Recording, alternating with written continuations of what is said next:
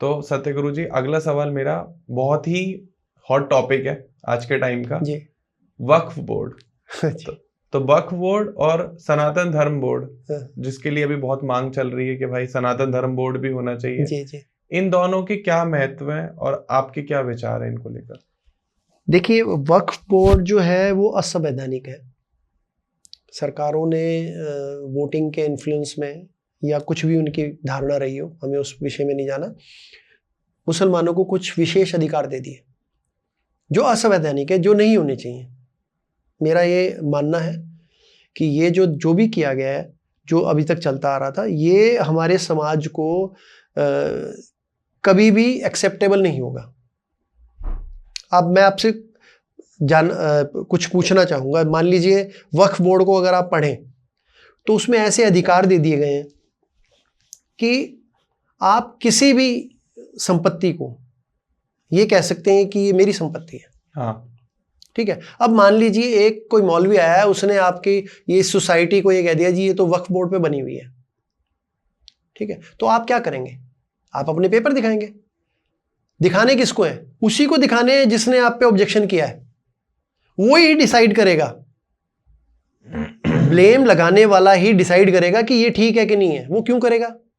ऐसे तो पूरी पृथ्वी वक्फ बोर्ड की है। हाँ, अगर कल को वो ये क्लेम कर दें कि पूरी इंडिया जो है वक्फ बोर्ड की है और गवर्नमेंट और जो जिनके पास पेपर है वो लेके आ जाओ हमारे पास और हम डिसाइड करेंगे, क्या ये संभव नहीं है? क्योंकि ऐसा ये बढ़ता जा रहा था। ये वक्फ बोर्ड जब कानून आया, ये इसीलिए इसकी जरूरत पड़ी कि ये बढ़ता जा रहा था। लाखों हेक्टेयर जमीन जो है सिर्फ ये कह के कि ये वक्फ की है, हमें तो दान में मिली है। कागज क्या है? कागज कुछ नहीं है। दी किसने? वो उसका भी कोई नहीं पता। कहने में क्या जा रहा है? मैंने कहा अब पार्लियामेंट पे कह दिया, पार्लियामेंट भी हमारी है और एयरपोर्ट भी हमारा है। अब एयरपोर्ट की ड्यूटी है कि वो साबित करे और उसी व्यक्ति को साबित करे, उसी ट्रिब्यूनल में जाए। वो कोर्ट में नहीं जा सकता, वो सिविल कोर्ट में नहीं जा सकता, कहीं जाके गुहार नहीं लगा सकता कि ये जी भाई साहब ये जो है मुझे मेरी प्रॉपर्टी छीन रहा है, तो मैं कहाँ जाऊं, मेरे पास ही आ। तो आप कैसे उसको डिसाइड कर पाएंगे? बड़ा अच्छा कानून आया है ये, इसको धर्म से परे देख के सोचना चाहिए हमें। हिंदुओं के पास ऐसा धर्म हो तो भी क्या वो ठीक है? गलत है। गलत है। हमारा तो सनातनियों का जो सारा पैसा है वो तो गवर्नमेंट ले लेती है, मंदिरों का जो जितना भी चढ़ावा आता है। हाँ जी, पूरी इकोनॉमी में 4% का हम जो है कंट्रीब्यूट कर रहे हैं। जो मैं पैसा देता हूँ अपनी आस्था बढ़ाने के लिए, मेरे कृष्ण भगवान का मंदिर बने, उनकी फिलॉसफी ज़्यादा बढ़े, उनके स्कूल्स खुलें, गुरुकुल्स खुलें, उस पैसे के लिए गवर्नमेंट कहती है मैं यूज़ करूँगी, मुझे जहाँ करना है। अच्छा, उसमें क्रिश्चियंस को भी जा रहा है, उसमें मोहम्मदन्स को भी जा रहा है, लेकिन उनकी तरफ से कुछ नहीं आ रहा। तो ये क्या अनफेयर नहीं है? मस्जिद और जो कोई भी माइनॉरिटी सेल के अंदर कोई भी जो जितने भी माइनॉरिटीज में आते हैं वो कोई गवर्नमेंट का उनके ऊपर दबाव नहीं है। वो अपने पैसे का जैसे मर्जी यूज करना चाहे कर सकते हैं वो। लेकिन मंदिर का पूरा ट्रस्ट का पैसा गवर्नमेंट को जाएगा। वो गवर्नमेंट को जाएगा। गवर्नमेंट ने उनके ऊपर जो है अपने ऑडिटर्स बिठाए हुए हैं कि भी जितना पैसा आता है वो लेके आओ और उसको हम यूज करेंगे या मिस यूज करेंगे। भाई मैंने आस्था से अपने धर्म के लिए दिया है। मैं चाहता हूं मेरे कृष्ण भगवान का, शिव जी का, राम के मंदिर बने, ठीक है, मेरे हिसाब से बने, गुरुकुल्स बने, हॉस्पिटल्स बने। तो वो जो संस्था जिसने बनाई है वो उसको अधिकार होना चाहिए ना कि वो जो उसको करे। सनातन धर्म बोर्ड की जो आप बात कर रहे हैं वो इसीलिए तो बनाया गया है कि भाई हमारे अधिकारों का क्या कर रहे हो, हम कहां जाएं? पैसा तो आपने ले लिया हमारा, हम तो वहां पे सिर्फ जो है जो संस्था है वो सिर्फ व्यवस्था करने में रहेगी। फिर लेटर लिख के कहा जाता है जी मंदिर हमारा थोड़ा टूट रहा है, इसको रिपेयर कर दो। फिर गवर्नमेंट सोचेगी करना है कि नहीं करना। सही बात है। पैसा हमारा नहीं तो जितना पैसा मंदिर में आता है सेंट्रल एसी लग जाए। सेंट्रल एसी नहीं लग जाए, आप ये समझ लीजिए कि वो सारा पैसा अगर शिक्षा पे लगा दिया जाए, विधवाओं के बेनिफिट के लिए लगा दिया जाए, गरीब बच्चियों के लिए लगा दिया जाए, 4 lakh crore, it's not a small amount. कई देशों की अर्थव्यवस्था है वो केवल हमारे जो सनातन धर्म के आस्था से चल रहा है। आप अपना ट्रस्ट बना दो ना। एक गवर्नमेंट से मेरी ये रिक्वेस्ट है कि आप अपना एक ट्रस्ट बना दो कि भाई इसमें दान दे दो हमें। हमसे देश नहीं संभाला जाता, हम आपको दान देंगे, आप चला लेना। लेकिन जो मेरा पैसा आस्था से मैं किसी चीज के लिए दे रहा हूं कि उसको वो बढ़े, उसकी बजाय आप दूसरे धर्मों के दूसरे मतांतरों में वो पैसा लगा रहे हो। क्यों भाई, क्यों लगा रहे हो आप? सही बात। हमें भी तो अधिकार है ना अपने मत को आगे बढ़ाने का। तो ये जो सनातन धर्म जो बोर्ड बनाया जा रहा है, इसकी बहुत ज्यादा आवश्यकता है। ये तो बहुत पहले बनना चाहिए था, लेकिन अब संत जागे हैं, सब एकत्रित हो रहे हैं। ये इसका हमारे जो है कम्युनिकेशन का ही बेनिफिट है। ये जो टेक्नोलॉजी आई है नई, तो एक दूसरे को समझने लगे हैं, बीच के गैप खत्म हुए हैं। तो सब बैठ के अब जो है देख रहे हैं मॉडर्न जो हमारे आगे जो जनरेशन आ रही है, वो इतनी पढ़ी लिखी है कि हमारे पास कोई सब जवाब ही नहीं होगा देने का कि आपने ऐसा क्यों कर दिया। तो वो बनाना इसलिए जरूरी है। अब कश्मीर में आपने देखा जो हुआ है, बहुत नरसंहार हुआ है, बहुत गलत हुआ। ठीक है। अब ऐसी संस्थाओं को पैसा पहुंच जाए, डायरेक्ट या इनडायरेक्ट, पहुंच रहा है, पहुंच जाएगा। अब हम सर्टिफाइड, हमारे पास रिपोर्ट तो है नहीं पहुंच रहा होता। अच्छा बताइए। तो वो फंडिंग हो रही है, धर्म के नाम पे तो फंडिंग हो रही है उनको। वो कह रहे हैं जी हम जिहाद करेंगे, हम तो मिटा देंगे, या तो हमारी मान लो या मिटा देंगे। तो उसके लिए क्या कोई ऐसा बोर्ड खड़ा नहीं होना चाहिए कि अगर गवर्नमेंट कुछ ना करे तो सनातनी खुद खड़े हो जाए? सही बात है। हमारे पास फंडिंग हो, हमारे पास जो है मजबूत हाथ हो, हम अपने बच्चों को अपनी भाषा में अपनी शिक्षाएं दे सके, अपने ग्रंथ पढ़ा सके। आपको शायद पता नहीं होगा, एजुकेशन सिस्टम में मैं 2 स्कूल चलाता हूं, मुझे इन चीज़ों का पता है। CBSE एफिलेटेड स्कूल है मेरे आश्रम में, मेरे स्कूल के हॉस्टल में बच्चे रहते हैं। मैं उनको जो है ग्रंथ नहीं पढ़ा सकता। अच्छा। मैं धार्मिक ज्ञान शिक्षा नहीं दे सकता। कोई भी सनातनी जो है अपने स्कूल में धार्मिक शिक्षा नहीं दे सकता। टुकड़ों में पढ़ाना पड़ता है कि वेद में ये 4 कहे हैं, गीता में, हम उसको कोर्स में नहीं लगा सकते। क्या ये हमारे लिए अपमान की बात नहीं है? आप ये सोच के बताइए कि इससे बड़ा अपमान क्या होगा कि हम अपने ग्रंथ जो है अपनी शिक्षा प्रणाली में नहीं लगा सकते। और 10 साल से सनातनियों की सरकार आई हुई है, ये क्या कर रही है? कब करेंगे? तो जब हम अपने ग्रंथ पढ़ा ही नहीं सकते तो उनका असर कैसे आएगा समाज में? सही बात है। ठीक है ना। बाकी लोग धर्म के आधार पे अपने स्कूल बना सकते हैं। क्रिश्चियन स्कूल्स हैं, मोमडन्स के जो स्कूल है, वो उसके अंदर पढ़ाई सिर्फ कुरान और बाइबल रहे। वो अपने धर्म का पूरा प्रचार प्रसार कर रहे हैं, वो फल फूल रहे हैं हमारे पैसे पे, हमारे एसेट्स पे, और हमें मिशनरी स्कूल होते हैं दबाया कुचला जा रहा है। तो उठना पड़ेगा ना लोगों को। मैं तो आह्वान करता हूं कि भाई सब आओ और सनातन धर्म जो बोर्ड बनाने जा रहे हैं इसका पुरजोर स्वागत करो और इनको बल दो सभी संत स्वामियों को कि ठीक है जी हम आपके साथ हैं, अब करो। सरकार पे प्रेशर बनाओ कि वो इस काम को करे।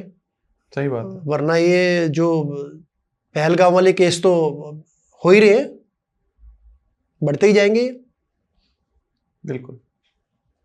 तो अगला सवाल मेरा आपसे बहुत ही ब्लंट है लेकिन बहुत जरूरी भी आज के टाइम में। जैसे हम बात ही कर रहे हैं इतनी देर से कर्म योग को लेके, धर्म योग को लेके, ज्ञान योग को लेके, हमने अलग अलग तरीकों से भक्ति योग को लेके कि क्या सही क्या है आने वाली जनरेशन के लिए, क्योंकि सब कुछ जो हो रहा है वो हम अगली जनरेशन के लिए ही कर रहे हैं। मैं ये पॉडकास्ट कर रहा हूँ, ये स्टूडियो सेटअप किया अपनी जनरेशन के लिए, आप चीजें बता रहे हो हमारे आने वाली जनरेशन के लिए कि क्या बेहतर रहेगा।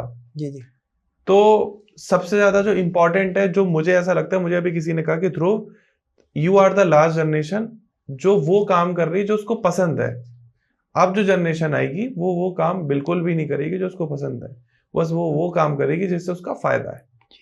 अगर उसका फायदा नहीं है तो उसका कोई इंटरेस्ट नहीं है। वो फ्लूट भी जब बजाएगी जब पैसे मिलेंगे, नहीं कोई दे रहा मुझे नहीं बजाना। तो क्वेश्चन भी उसी से रिलेटेड है कि आज के टाइम में शक्तिमान और बलवान बनने के लिए सबसे ज्यादा जरूरी और सबसे उत्तम मार्ग कौन सा है? जी, आपने ये बिल्कुल आज की जनरेशन का है जो पॉइंट ऑफ व्यू रखा है। क्योंकि आप बिल्कुल ठीक कह रहे हैं कि आज की जनरेशन जो, क्योंकि हमने उनको शिक्षा दी है, शिक्षा देने के बाद जो है ना, अंबेडकर जी ने कहा कि शिक्षा शेरनी का दूध है। जब आप शिक्षित हो जाते हैं तो फिर आप दहाड़ते हैं। जब आपके अंदर शिक्षा होगी, ज्ञान होगा, तो आप प्रश्न करेंगे, उनके उत्तर चाहेंगे। ठीक है, नहीं दे पाएगा तो कोई आप दूसरे के पास जाएंगे, उसको इतना महत्व नहीं देंगे। तो सबको, आज की नई जनरेशन को ये पता है कि हमारी जो डेस्टिनेशन है वो क्या है। हमें अगर सुखी रहना है, हमें स्वर्ग जैसा जीवन जीना है, तो हमें क्या क्या चीजें करने की आवश्यकता है। उसके अंदर आपने कहा शक्ति और बल शक्ति, ये है क्या, पहले तो ये समझना बड़ा आवश्यक है। शक्ति दो तरह की आप शक्ति मान सकते हैं। एक होती है धन की शक्ति और एक होती है शारीरिक और मन की शक्ति। आप दो कुछ को डिवाइड करके चलते हैं। ये दोनों एक ही सिक्के के पहलू हैं। अगर आपके पास शारीरिक और मानसिक शक्ति है, अगर आपके पास ज्ञान की शक्ति है, तो धन आपके पास आ जाएगा, धन की शक्ति अपने आप आ जाएगी आपके पास। और अगर आपके पास धन की शक्ति है, आप किसी पैदा ही किसी अच्छे घर में होते हैं, या आपने शुरू से मेहनत करी और अपना एक एम्पायर बना लिया, आपने अपना धन संपत्ति इकट्ठी कर ली, शक्ति आपके पास खुद चली आएगी। तो शक्ति और धन जो है वो अलग अलग चीजें नहीं है, पैरेलल है। ये पैरेलल है और ये दोनों एक दूसरे के पर्यायवाची हैं। इसमें जो आजकल की जनरेशन है उसको ये सोचना चाहिए कि हम इसको कैसे प्राप्त करें। तो वो प्राप्त करने के लिए पहला माध्यम तो है शिक्षा, और शिक्षा के साथ ज्ञान। अब ये शिक्षा और ज्ञान में क्या फर्क है? शिक्षा एक एजुकेशन होती है कि हमने पढ़ा उसको, और ज्ञान उसको इंप्लीमेंट कैसे करना है। आप शिक्षित तो हो, आपने केमिस्ट्री की बहुत सारी बुक्स पढ़ ली, आपको पता है ये केमिकल इसमें मिला के ये हो जाएगा, लेकिन आप जब प्रैक्टिकल करते हैं तो वो कैसे होगा, वो ज्ञान है। तो हमारी एजुकेशन सिस्टम ज्यादा जो है वो एजुकेशन पे फोकस्ड है, शिक्षा पे फोकस्ड है, विजडम पे फोकस नहीं है, ज्ञान पे फोकस नहीं है। उसका मैं आपको एक सटीक एग्जाम्पल दूंगा। शिक्षित लोग कितने हैं समाज में, आप ये देखिए।